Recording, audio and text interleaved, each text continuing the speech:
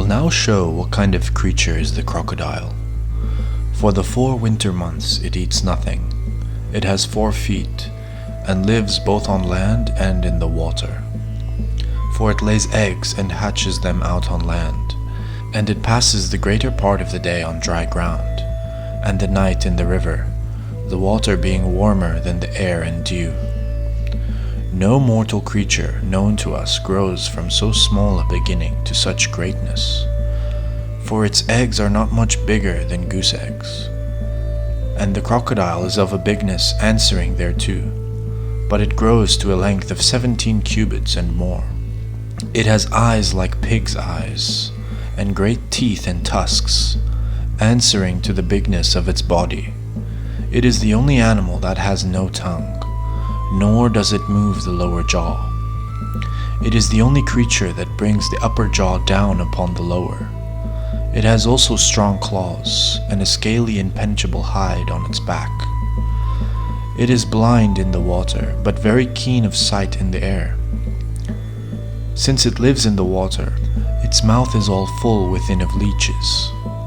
All birds and beasts flee from it, except only the sandpiper, with which it is at peace, because this bird does the crocodile a service.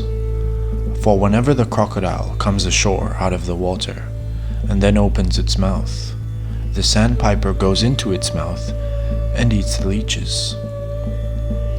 The crocodile is pleased by this service and does the sandpiper no harm. Some of the Egyptians hold crocodiles sacred, others do not so, but treat them as enemies. The dwellers about Thebes and the lake Moeris deem them to be very sacred. There, in every place, one crocodile is kept, trained to be tame.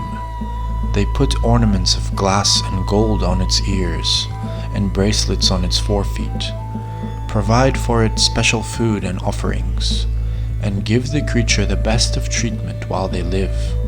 After death, the crocodiles are embalmed and buried in sacred coffins. But about Elephantine, they are not held sacred, and are even eaten. The Egyptians do not call them crocodiles, but champsi. The Ionians called them crocodiles, from their likeness to the lizards which they have in their walls. There are many and various ways of crocodile hunting.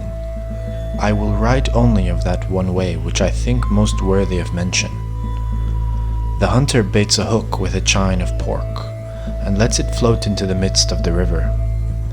He himself stays on the bank with a young live pig, which he beats.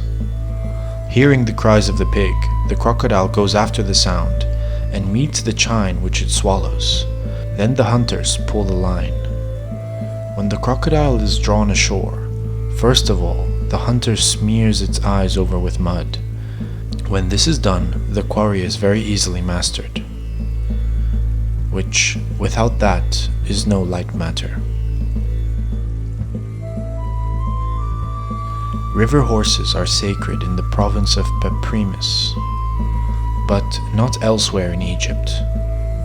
For their outward form, they are 4-footed, with cloven hooves like oxen. Their noses are blunt.